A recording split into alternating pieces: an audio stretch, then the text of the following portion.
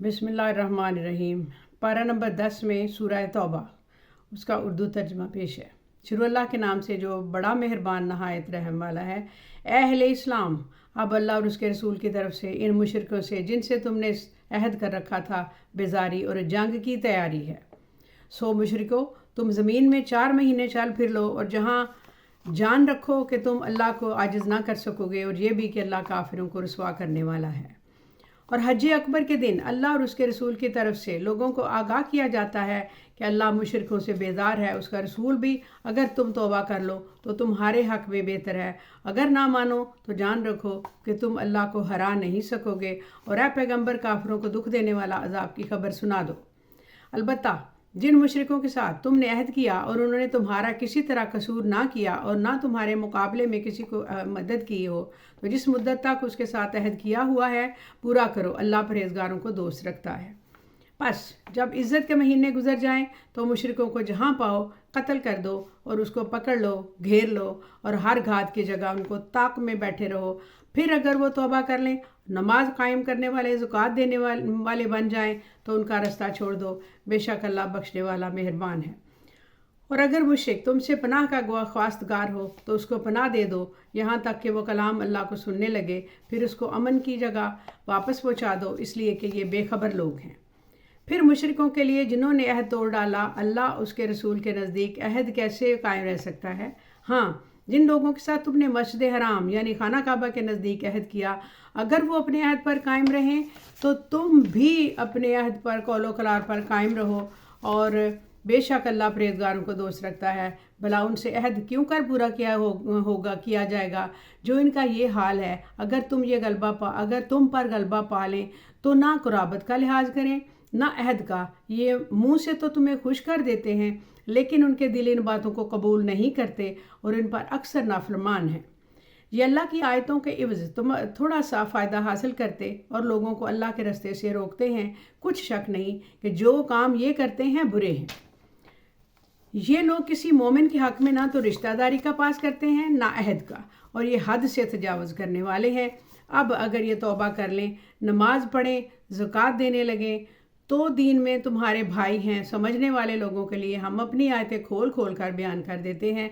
और अगर अहद करने के बाद अपनी कस्मों को तोड़ डालें और तुम्हारे दीन में ताना जनी करने लगे तो इन जो कुफर के पेशवाओं से जंग करो, उनकी कस्मों का कुछ एतबार नहीं है। अजब नहीं कि अपनी हरकत से बाज आ जाएं। भला तुम ऐसे लोगों से क्यों ना लड़ो जिन्होंने अपनी कस्मों को तोड़ डाला, पैगंबर को वतन से निकालने का इरादा कर लिया और उन्होंने तुमसे अहद शकनी की इब्तिदा की। क्या तुम ऐसे लोगों से डरते हो? डरने के लायक तो अल्लाह है अगर तुम ईमान वाले हो। इनसे खूब लड़ो, अल्लाह उनको तुम्हारे हाथों से अजाब में डालेगा और उन्हें रुसवा करेगा और तुमको उन पर अल्लाह का गलबा देगा और मोमिन लोगों के सीनों को शिफा बख्शेगा और उनके दिलों से गुस्सा दूर करेगा। और अल्लाह जिस पर चाहेगा तवज्जो फरमाएगा। अल्लाह सब कुछ जानता है, हिकमत वाला है। क्या तुम लोग ये ख्याल करते हो कि बे आजमाइश छोड़ दिए जाओगे? और अभी तो अल्लाह ने तुम में से ऐसे लोगों को परखा ही नहीं जिन्होंने जहाद किया और अल्लाह और उसके रसूल और मोमिनों के सिवा किसी को दिली दोस्त नहीं बनाया। और अल्लाह तुम्हारे सब कामों से वाकिफ़ है। मुशरिकों का काम नहीं कि अल्लाह की मस्जिदों को आबाद करें जबकि वो अपने आप पर कुफर की गवाही दे रहे हों, और इन लोगों के सब अमाल बेकार हैं, वो हमेशा दोज़ख में रहेंगे। अल्लाह की मस्जिदों को तो वो लोग आबाद करते हैं जो अल्लाह पर रोज़े क़यामत पर ईमान लाते और नमाज पढ़ते, ज़कात देते हैं और अल्लाह के सिवा किसी से नहीं डरते। यही लोग उम्मीद है कि हदायत याफ्ता लोगों में से होंगे। क्या तुमने हाजियों को पानी पिलाना और मस्जिद हराम यानी खाना काबा को आबाद करना इस शख्स के अमाल जैसा ख्याल किया है जो अल्लाह और रोज़े आखिर पर ईमान रखता है और अल्लाह की राह में जहाद करता है? ये लोग अल्लाह के नज़दीक बराबर नहीं हैं। अल्लाह जालिम लोगों को हदायत नहीं दिया करता। जो लोग ईमान लाए, वतन छोड़ गए, अल्लाह की राह में माल और जान से जहाद करते रहे, अल्लाह के यहाँ उनके दर्जात बहुत बुलंद हैं। वही मुरादों को पहुँचने वाले हैं। उनका परवरदिगार उनको अपनी रहमत की खुशनुदी की बहिश्तों की खुशखबरी देता है जिनमें उनके लिए अबदी नेमत है और उनमें हमेशा हमेशा रहेंगे। कुछ शक नहीं कि अल्लाह के यहाँ बड़ा सिला तैयार है। अहले ईमान, अगर तुम्हारे माँ बाप, बहन भाई ईमान के मुकाबिल کفر کو پسند کریں تو ان سے دوستی نہ رکھو، اور جو ان سے دوستی رکھیں گے وہ ظالم ہیں۔ کہہ دو اگر تمہارے باپ اور بیٹے، بھائی اور بیویاں اور خاندان والے اور مال جو تم کماتے ہو، تجارت ہو جس میں مندی سے ڈرتے ہو، مکانات جن کو پسند کرتے ہو، اور اللہ اور اس کے رسول کی راہ میں جہاد کرنے سے تمہیں زیادہ عزیز ہوں، تو ٹھہرے رہو یہاں تک کہ اللہ اپنا حکم یعنی عذاب بھیجے، اور اللہ نافرمان لوگوں کو ہدایت نہیں دیا کرتا۔ اللہ نے بہت سے موقعوں پر تم کو مدد دی ہے، اور جنگ حنین کے دن جب کہ تم کو اپنی جماعت کی کثرت پر غرور تھا، تکبر تھا، وہ تمہارے کچھ بھی کام نہ آئی، اور زمین باوجود اپنی فراخی کے تم پر تنگ ہو گئی، پھر تم پیٹھ پھیر گئے۔ پھر اللہ نے اپنے پیغمبر پر اور مومنوں پر اپنی طرف سے تسکین نازل فرمائی، اور تمہاری مدد کو فرشتوں کے لشکر جو کہ تمہیں نظر نہیں آتے تھے آسمان سے اتارے، اور کافروں کو عذاب دیا، اور کفر کرنے والوں کی یہی سزا ہے۔ پھر اللہ اور اس کے بعد جس پر چاہے مہربانی فرمائے، توجہ فرمائے، اللہ بخشنے والا مہربان ہے۔ مومنوں، مشرک تو پلید ہیں، تو اس پر برس کے بعد وہ مسجد حرام یعنی خانہ کعبہ کے پاس نہ جانے پائیں۔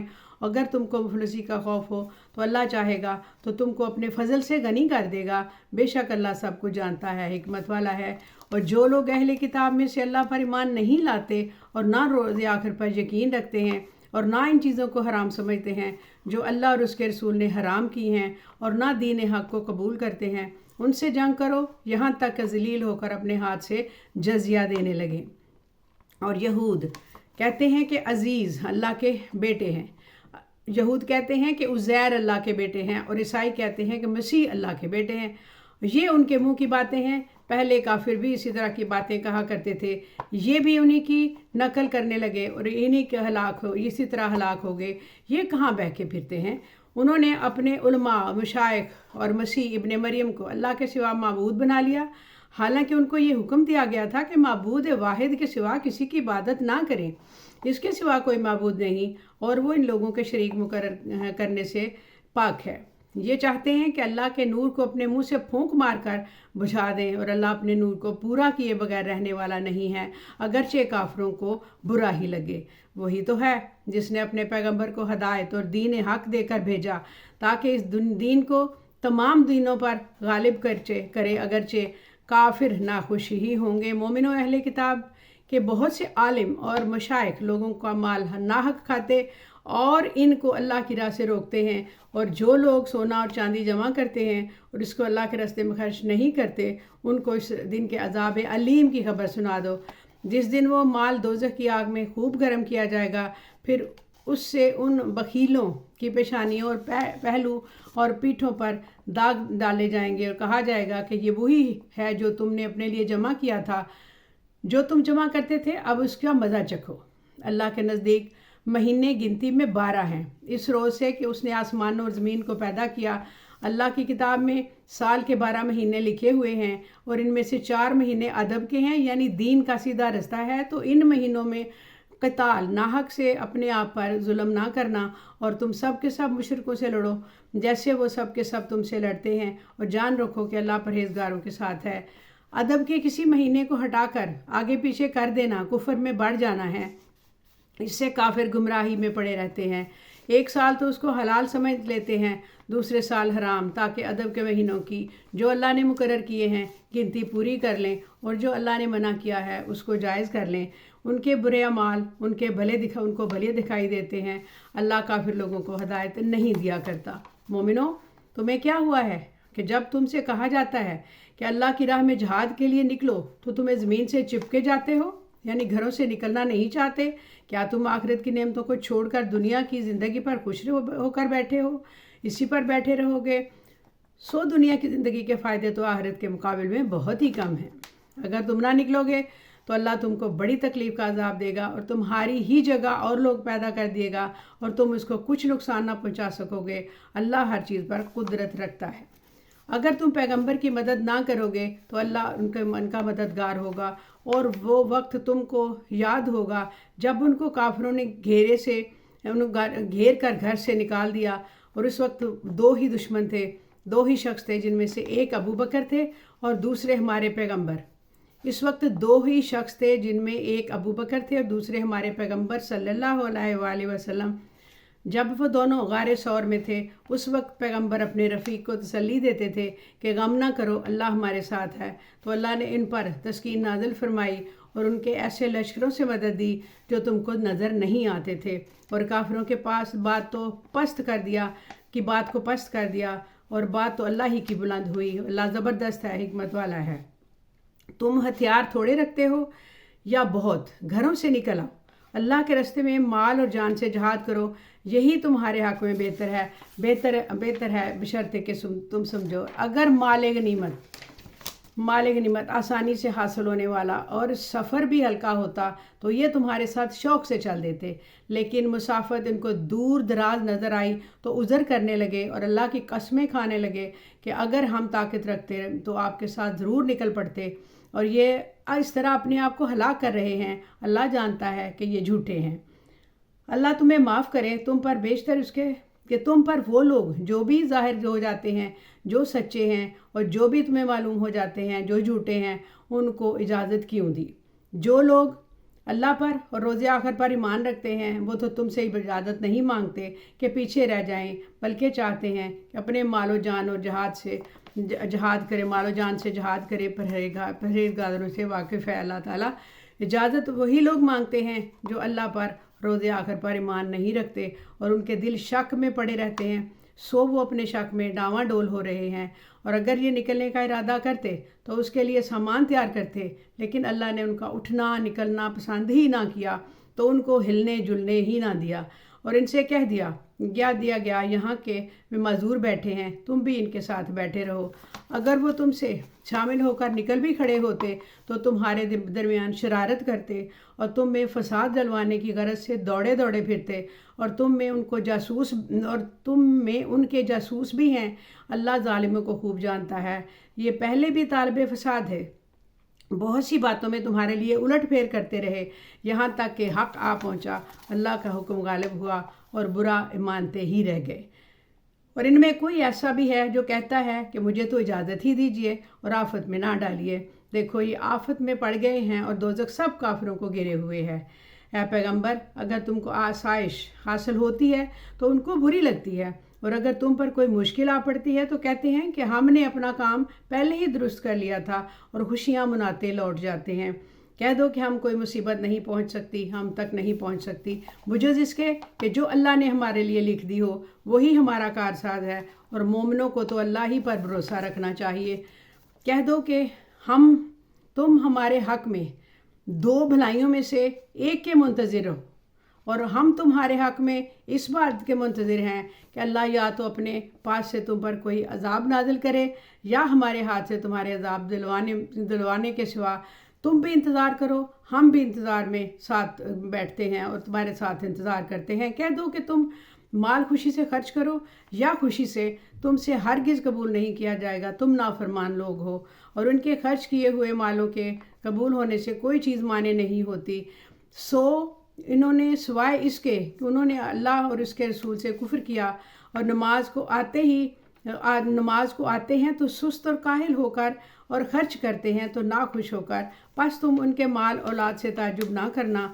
اللہ چاہتا ہے ان چیزوں سے دنیا کی زندگی میں ان کو عذاب دے، اور جب ان کی جان نکلے گی تو اس وقت بھی یہ کافر ہی ہوں گے، اور اللہ کی قسمیں کھاتے ہیں کہ وہ تم میں سے ہیں، حالانکہ وہ تم میں سے نہیں ہیں۔ اصل یہ ہے کہ وہ ڈرپوک لوگ ہیں۔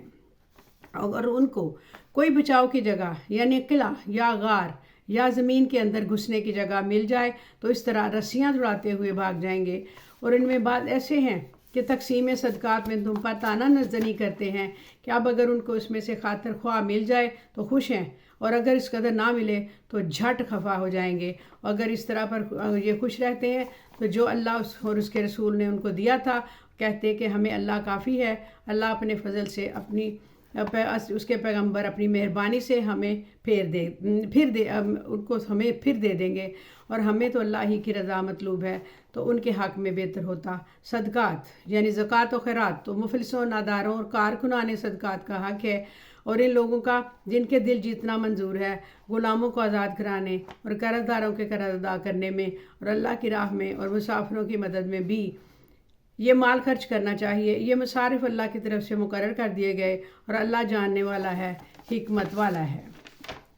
اور ان میں سے جن لوگوں نے بعض ایسے جو پیغمبر کو تکلیف دیتے اور کہتے ہیں کہ یہ شخص سننے والا ہے، اور ان سے کہہ دو کہ وہ کان سے تو تمہاری بھلائی کے لیے وہ اللہ کا اور مومنوں کی بات کا یقین رکھتا ہے، اور جو لوگ تمہیں ایمان لائے ہیں ان کے لیے رحمت ہے، جو لوگ اللہ کے رسول کو رنج پہنچاتے ہیں ان کے لیے عذاب عظیم ہے۔ مومنوں، یہ لوگ تمہارے سامنے اللہ کی قسمیں کھاتے ہیں تاکہ تم کو خوش کر دیں، حالانکہ اگر یہ دل سے مومن ہوتے تو اللہ اور اس کے پیغمبر اس بات سے کہ زیادہ حقدار ہیں کہ انہیں خوش کریں۔ کیا ان لوگوں کو معلوم نہیں کہ جو شخص اللہ اور اس کے رسول سے مقابلہ کرتا ہے تو اس کے لیے جہنم کی آگ تیار کی جائے ہوتی ہے، جس میں وہ ہمیشہ جلتا رہے گا۔ یہ بڑا رسوائی والا کام ہے۔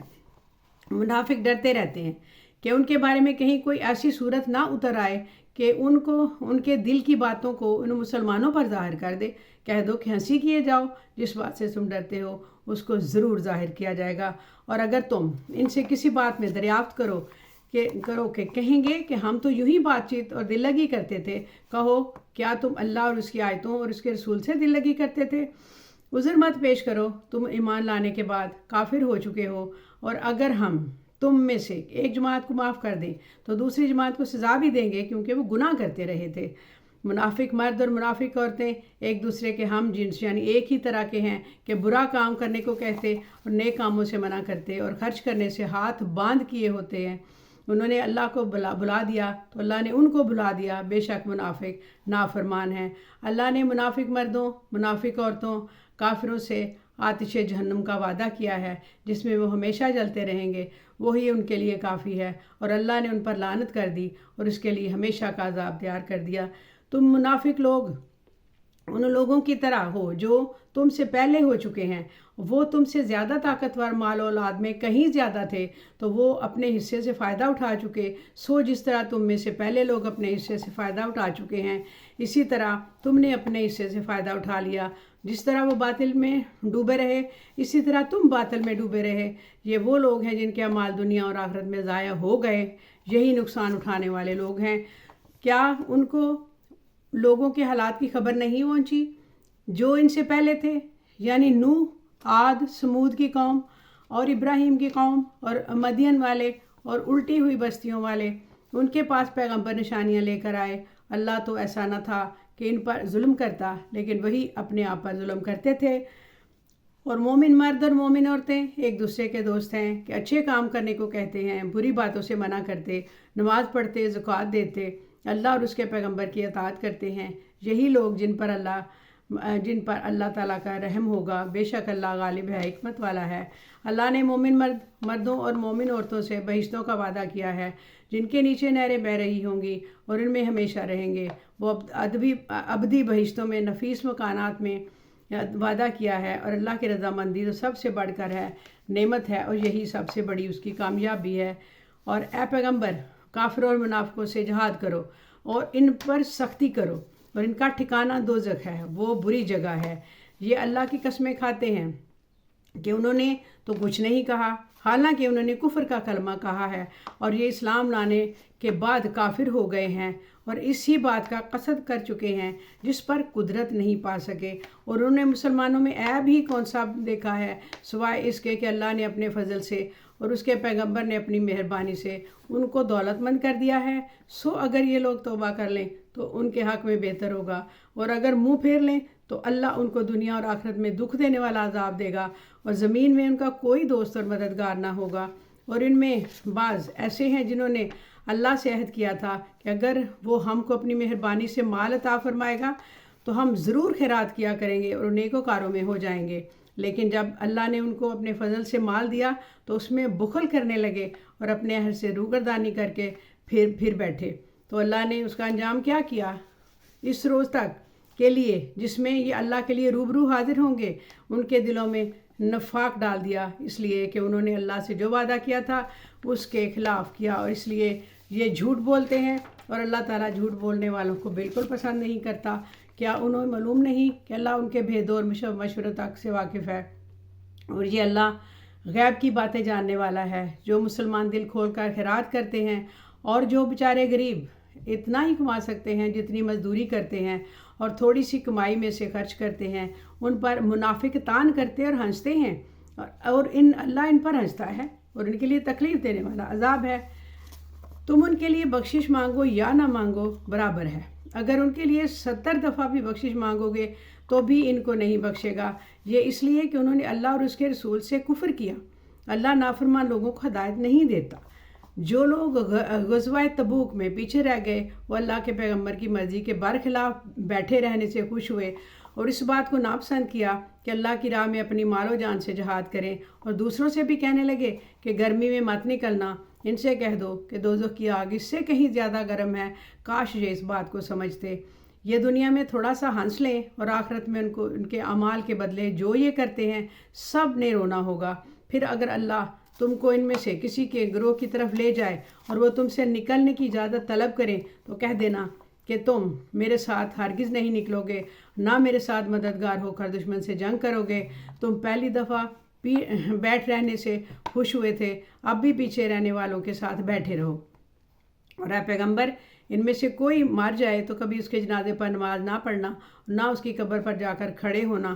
یہ اللہ اور اس کے رسول کے ساتھ کفر کرتے رہے اور مرے بھی تو نافرمان ہی مرے۔ اور ان کے مال اور اولاد سے تعجب نہ کرنا، ان چیزوں سے اللہ یہ چاہتا ہے کہ ان کو دنیا میں عذاب کرے، اور جب ان کی جان نکلے تو اس وقت بھی یہ کافر ہی ہوں۔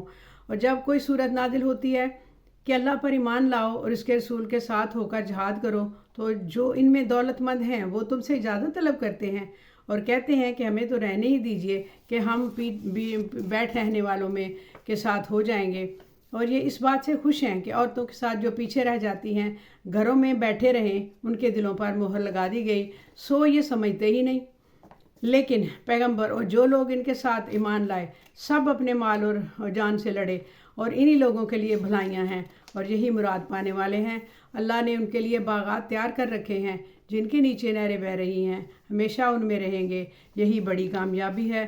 صحرا نشینوں میں سے بھی کچھ لوگ عذر کرتے ہوئے تمہارے پاس آئے کہ ان کو بھی اجازت دی جائے، اور جنہوں نے اللہ اور اس کے رسول سے جھوٹ بولا وہ گھر میں بیٹھ رہے۔ سو جو لوگ ان میں کافر ہوئے ان کو دکھ دینے والا عذاب پہنچے گا، نہ تو ضعیفوں پر کچھ گناہ ہے، نہ بیماروں پر، اور نہ ان پر جن کے پاس خرچ کر موجود نہیں کہ شریک جہاد ہوں، یعنی جب کہ اللہ اور اس کے رسول سے مخلص ہوں، اور نیکوکاروں پر کسی طرح کا الزام نہیں ہے۔ اللہ بخشنے والا ہے، مہربان ہے۔ اور نہ ان بے سر و سامان لوگوں پر الزام ہے جو تمہارے پاس آئے کہ ان کو سواری دو، اور تم نے کہہ دیا کہ میرے پاس کوئی چیز نہیں جس پر تم کو سوار کروں، تو وہ لوٹ گئے، اور اس غم سے کہ ان کے پاس خرچ موجود نہ تھا کہ ان کی آنکھوں سے آنسو بہہ رہے تھے۔ الزام تو ان لوگوں پر ہے جو دولت مند ہیں اور پھر تم سے اجازت طلب کرتے ہیں، یعنی اس بات سے خوش ہیں کہ عورتوں کے ساتھ پیچھے رہ جاتی ہیں، گھروں میں بیٹھے رہیں۔ اللہ نے ان کے دلوں پر مہر لگا دی ہے، وہ یہی سمجھتے ہیں اور وہ اس کو سمجھتے ہی نہیں۔ جب تم ان کے پاس جاؤ گے تو تم سے عذر کریں گے کہ تم کہنا کہ عذر مت کرو، ہم ہرگز تمہاری بات نہیں مانیں گے۔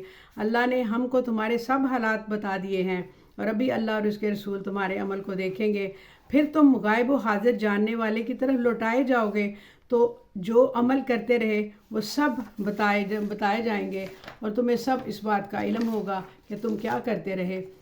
اور ان کے پاس لوٹ کر جاؤ گے تمہارے روبرو اللہ کی قسمیں کھائیں گے تاکہ تم ان سے درگزر کر دو، ان کی طرف توجہ نہ دینا، یہ ناپاک ہیں، اور جو کام یہ کرتے رہے ان کے بدلے ان کا ٹھکانہ دوزخ ہے۔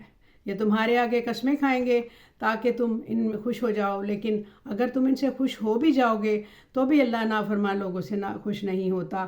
دیہاتی لوگ پکے کافر، پکے منافق ہیں، ایسے ہیں کہ جو احکام شریعت اللہ نے اپنے رسول پر نازل فرمائے ہیں ان سے واقف ہی نہ ہو پائیں، اور اللہ جاننے والا ہے، حکمت والا ہے۔ اور بعض دیہاتی ایسے ہیں کہ جو کچھ خرچ کرتے ہیں اسے تاوان سمجھتے ہیں اور تمہارے حق میں مصیبتوں کے منتظر ہیں، انہی پر بری مصیبت واقع ہو، اللہ سننے والا ہے، جاننے والا ہے۔ اور بعض دیہاتی ایسے ہیں کہ اللہ پر اور روز آخر پر ایمان رکھتے ہیں، جو کچھ خرچ کرتے ہیں اس کو اللہ کے قرب اور پیغمبر کی دعاؤں کا ذریعہ سمجھتے ہیں۔ دیکھو یہ بات بلا شبہ ان کے لیے موجب قرابت ہے، اللہ ان کو عنقریب اپنی رحمت میں داخل کرے گا، بے شک اللہ بخشنے والا مہربان ہے۔ جن لوگوں نے سبقت کی یعنی سب سے پہلے ایمان لائے مہاجرین میں سے بھی اور انصار میں سے بھی، اور جنہوں نے نیکوکاری کے ساتھ ان کی پیروی کی، اللہ ان سے خوش ہے اور وہ اللہ سے خوش ہیں، اور اس نے ان کے لیے باغات تیار کیے ہیں جن کے نیچے نہریں بہہ رہی ہیں، ہمیشہ اس میں رہیں گے۔ یہ بڑی کامیابی ہے۔ اور تمہارے گرد و نواح کے بعض دیہاتی بھی منافق ہیں اور بعض مدینے والے بھی نفاق پر اڑے ہوئے ہیں، تم انہیں نہیں جانتے، ہم جانتے ہیں۔ ہم ان کو دوہرا عذاب دیں گے، پھر وہ بڑے عذاب کی طرف لوٹائے جائیں گے۔ یہ اور دوسرے لوگ ہیں اپنے گناہوں کا صاف اقرار کرتے رہے، انہوں نے اپنے اچھے اور برے اعمال کو ملا جلا کر رکھا ہے۔ قریب ہے کہ اللہ ان پر مہربانی سے توجہ فرمائے، بے شک اللہ بخشنے والا مہربان ہے۔ ان کے مال میں سے زکوٰۃ قبول کر لو، اس سے کہ تم کو ظاہر میں بھی پاک اور باطن میں بھی پاکیزہ کرتے ہو، اور ان کے حق میں دعائے خیر کرو کہ تمہاری دعا ان کے لیے موجب تسکین ہے۔ اللہ سننے والا ہے، جاننے والا ہے۔ کیا یہ لوگ نہیں جانتے کہ اللہ ہی اپنے بندوں سے توبہ قبول کرتا ہے اور صدقات و خیرات لیتا ہے، اور یہ اللہ ہی ہے جو توبہ قبول کرنے والا ہے۔ ان سے کہہ دو کہ عمل کیے جاؤ، اللہ اور اس کا رسول اور مومن سب تمہارے عمل کو دیکھ لیں گے، اور تم غائب و حاضر کے کیے جانے کے بعد کی طرف لوٹائے جاؤ گے۔ پھر جو کچھ تم کرتے رہے ہو وہ سب تم کو بتا دے گا، اور جو دوسرے لوگ جن کا کام اللہ کے حکم پر موقوف ہے، چاہے ان کو عذاب دے چاہے معاف کر دے، اللہ جاننے والا ہے، حکمت والا ہے۔ اور ان میں ایسے بھی ہیں جنہوں نے اس غرض سے مسجد بنائی ہے کہ ضرر پہنچائیں اور کفر کریں اور مومنوں میں تفرقہ ڈالیں، اور جو لوگ اللہ اور اس کے رسول سے اور اس سے پہلے جنگ کر چکے ہیں ان کے لیے گھات کی جگہ بنائیں، اور قسمیں کھائیں گے کہ ہمارا قصور صرف بھلائی تھا، مگر اللہ گواہی دیتا ہے کہ یہ جھوٹے ہیں۔ تم اس مسجد میں کبھی جا کر کھڑے بھی نہ ہونا، البتہ وہ مسجد جس کی بنیاد پہلے دن سے تقویٰ پر رکھی گئی ہے، اس قابل ہے کہ اس میں جایا جائے، اور نماز پڑھایا کرو۔ اس میں ایسے لوگ ہیں جو پاک رہنے کو پسند کرتے ہیں، اللہ پاک رہنے والوں کو پسند کرتا ہے۔ بلا جس شخص نے اپنی عمارت کی بنیاد اللہ کے خوف اور اس کے رضامندی پر رکھی وہ اچھا ہے، یا وہ جس نے اپنی عمارت کی بنیاد ایک کھائی کے گرنے والے کنارے پر رکھی، پھر وہ اس کو دوزخ کی آگ میں لے گرا۔ اللہ ظالم لوگوں کو ہدایت نہیں دیتا۔ یہ عمارت جو انہوں نے بنائی ہے ہمیشہ ان کے دلوں میں موجب تردد رہے گی، مگر یہ کہ ان کے دل پاش ہو جائیں، اور اللہ جاننے والا حکمت والا ہے۔ اللہ نے مومنوں سے ان کی جانیں اور ان کے مال خرید لیے ہیں، اور اس کے عوض ان کے لیے بہشت تیار کی ہے۔ یہ لوگ اللہ کی راہ میں لڑتے ہیں تو مارتے بھی ہیں اور مرتے بھی ہیں۔ یہ تو تورات، انجیل اور قرآن میں سچا وعدہ ہے جس کا پورا کرنا اسے ضرور ہے۔ اللہ سے زیادہ وعدہ پورا کرنے والا کون ہے؟ تو جو سودا تم سے کیا گیا ہے اس سے خوش رہو، اور یہی سب سے بڑی کامیابی ہے۔ توبہ کرنے والے، عبادت کرنے والے، حمد کرنے والے، روزہ رکھنے والے، رکوع کرنے والے، سجدہ کرنے والے، نیک کاموں کا امر کرنے والے، بری باتوں سے منع کرنے والے، اللہ کی حدوں کی حفاظت کرنے والے، یہی مومن لوگ ہیں۔ اور اے پیغمبر، مومنوں کو بہشت کی خوشخبری سنا دو۔ پیغمبر مسلمانوں کو شایان نہیں کہ جب ان پر ظاہر ہو گیا کہ مشرک اہل دوزخ ہیں تو ان کے لیے بخشش مانگیں گے، وہ ان کے قرابت دار ہوں گے۔ اور ابراہیم کا اپنے باپ کے لیے بخشش مانگنا تو ایک وعدے کے سبب تھا جو وہ اس سے کر چکے تھے، لیکن جب ان کو معلوم ہو گیا کہ وہ اللہ کا دشمن ہے تو اس سے بیزار ہو گئے۔ کچھ شک نہیں کہ ابراہیم بڑے نرم دل والے تھے، اور اللہ ایسا نہیں کہ کسی قوم کو ہدایت دینے کے بعد گمراہ کر دے جب تک ان کو وہ چیز نہ بتا دے جس سے وہ پرہیز کریں۔ بے شک اللہ ہر چیز سے واقف ہے۔ اللہ ہی ہے جس کے لیے آسمان اور زمین کی بادشاہت ہے، وہی زندگانی بخشتا ہے، موت دیتا ہے، اور اللہ کے سوا تمہارا کوئی دوست اور مددگار نہیں ہوگا۔ بے شک اللہ نے پیغمبر پر مہربانی کی اور مہاجروں اور انصار پر، جو باوجود اس کے کہ ان میں سے بعضوں کے دل پھر جانے کو تھے، مشکل کی گھڑی میں پیغمبر کے ساتھ رہے، پھر اللہ نے ان پر مہربانی فرمائی۔ بے شک وہ ان پر نہایت شفقت کرنے والا مہربان ہے۔ اور ان تینوں پر بھی جن کا معاملہ ملتوی کیا گیا تھا، یہاں تک کہ جب زمین باوجود فراخی کے ان پر تنگ ہو گئی اور ان کی جانیں بھی ان پر دو بار ہو گئیں، اور انہوں نے جان لیا کہ اللہ کی گرفت سے بچنے کے لیے کوئی جائے پناہ نہیں مگر اس کی طرف رجوع کرنا، پھر اللہ نے ان پر مہربانی کی تاکہ توبہ کریں۔ بے شک اللہ توبہ کرنے والوں کو قبول کرتا ہے، توبہ قبول کرتا ہے۔ اہل ایمان، اللہ سے ڈرتے رہو اور راست بازوں کے ساتھ رہو۔ اہل مدینہ کو جو ان کے پاس دیہاتی رہتے ہیں ان کو شایان نہ تھا کہ اللہ کے پیغمبر سے پیچھے رہ جائیں اور یہ نہ کریں کہ اپنی جانوں کو ان کے جان سے زیادہ عزیز رکھیں۔ یہ اس لیے کہ انہوں نے اللہ کی راہ میں جو تکلیف پہنچی ہے، پیاس کی یا محنت کی یا بھوک کی، یا وہ ایسی جگہ چلتے ہیں کہ کافروں کو غصہ آئے یا دشمنوں سے کوئی چیز لیتے ہیں، تو ہر بات پر ان کے لیے عمل نیک لکھا جاتا ہے۔ کچھ شک نہیں کہ نیکوکاروں کا جو اجر ہے وہ ضائع نہیں کرتا اللہ تعالیٰ۔ اور اسی طرح وہ جو خرچ کرتے ہیں تھوڑا سا بہت یا کوئی میدان طے کرتے ہیں، تو یہ اس سب کچھ ان کے اعمال صالح میں لکھ دیا جاتا ہے تاکہ اللہ ان کے اعمال کا اچھا بدلہ دے۔ اور یہ تو ہو نہیں سکتا کہ مومن سب کے سب نکل آئیں، تو یوں کیوں نہ کیا کہ ہر ایک جماعت میں سے چند اشخاص نکل جاتے تاکہ دین کا علم سیکھتے اور اس میں سمجھ پیدا کرتے، اور جو اپنی قوم کی طرف واپس آتے تو ان کو ڈر سناتے تاکہ وہ بھی محتاط ہو جائیں۔ اے اہل ایمان، اپنے نزدیک کے رہنے والے کافروں سے جنگ کرو اور چاہیے وہ تم سے سختی پائیں، اور جان رکھو اللہ پرہیزگاروں کے ساتھ ہے۔ اور جب کوئی صورت نازل ہوتی ہے تو بعض منافق پوچھتے ہیں کہ اس صورت نے تم میں سے کس کا ایمان زیادہ کیا ہے؟ سو جو ایمان والے ہیں ان کا تو ایمان زیادہ کیا اور وہ خوش ہوتے ہیں، اور جن کے دلوں میں بیماری ہے تو ان کی خباثت کو اور بڑھا دیا، اور وہ مرے بھی تو کافر ہی مرے۔ کیا یہ دیکھتے نہیں کہ یہ ہر سال 1 یا 2 بار بلا میں پھنسا دیے جاتے ہیں، پھر بھی توبہ نہیں کرتے اور نہ ہی نصیحت حاصل کرتے ہیں۔ جب کوئی صورت نازل ہوتی ہے تو ایک دوسرے کی طرف دیکھنے لگتے ہیں اور پوچھتے ہیں کہ بھلا تمہیں کوئی دیکھتا ہے؟